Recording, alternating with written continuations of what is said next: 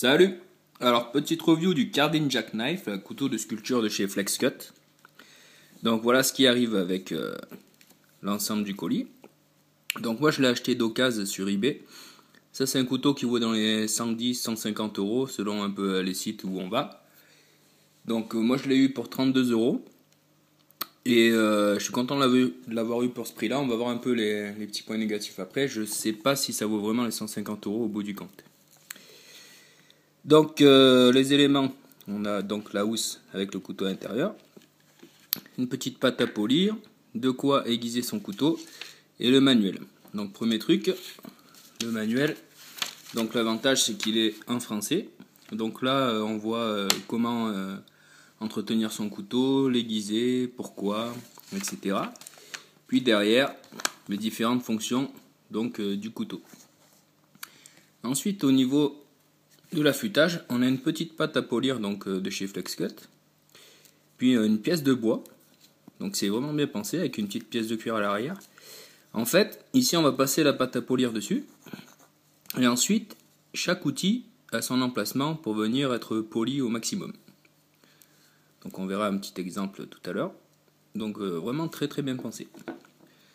Au niveau de l'étui, donc c'est du cuir, ça sent bon le cuir, donc c'est vraiment du cuir assez épais.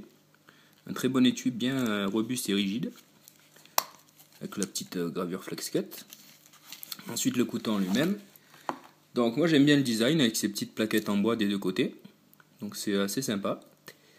Au niveau du couteau, donc il est assez large au niveau des outils, donc il n'y a pas trop le choix, comme ils sont un peu tout tordus pour les placer. Et ensuite au dos, donc une jolie petite gravure FlexCut.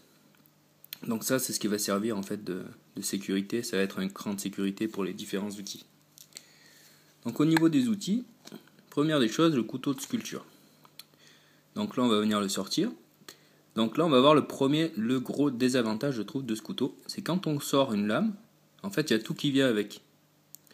Donc du coup comme tout est très très bien aiguisé, mais en fait ça devient vite dangereux. Donc il faut bien faire attention de bien replier chacune des lames pour sortir que celle qu'on veut.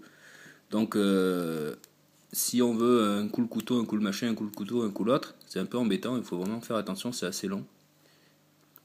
Ensuite, par contre, ici, un bon claque. Donc là, on est bien sûr que la lame tient.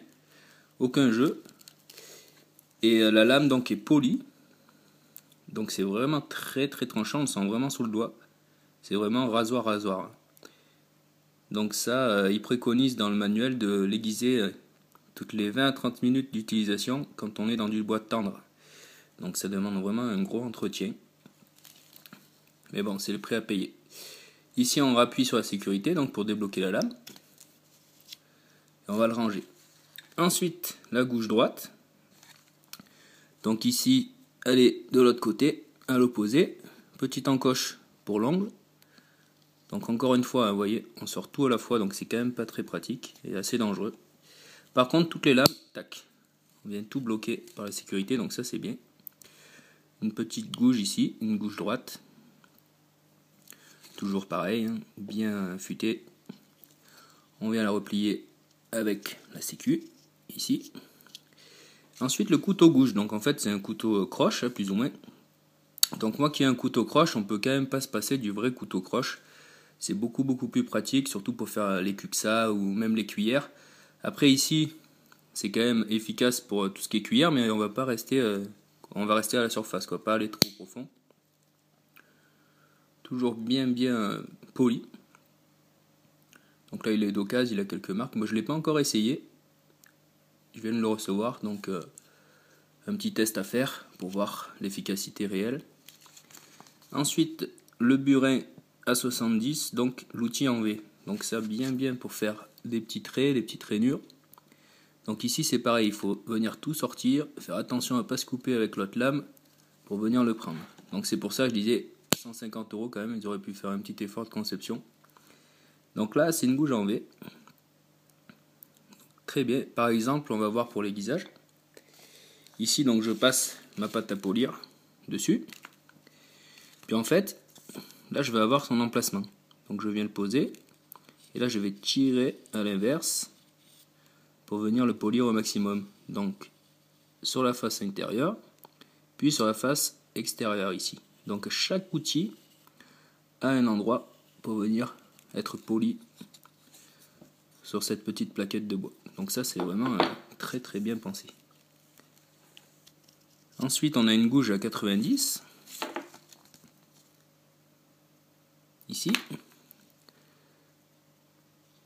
Donc là elle se trouve au-dessus, à côté du couteau gouge. Donc le même principe que le V sauf qu'on forme un arrondi. Très pratique par exemple pour faire des petits dessins ici. Et pour finir on a le ciseau droit. Donc ciseau droit c'est comme un ciseau à bois traditionnel ici.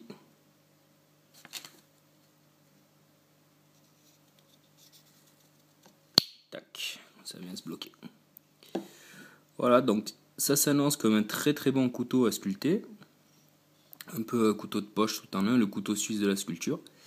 Après avoir en pratique, j'ai pas encore trop essayé, mais ça a l'air de bien couper. Voilà, peut-être un petit test à venir. Merci.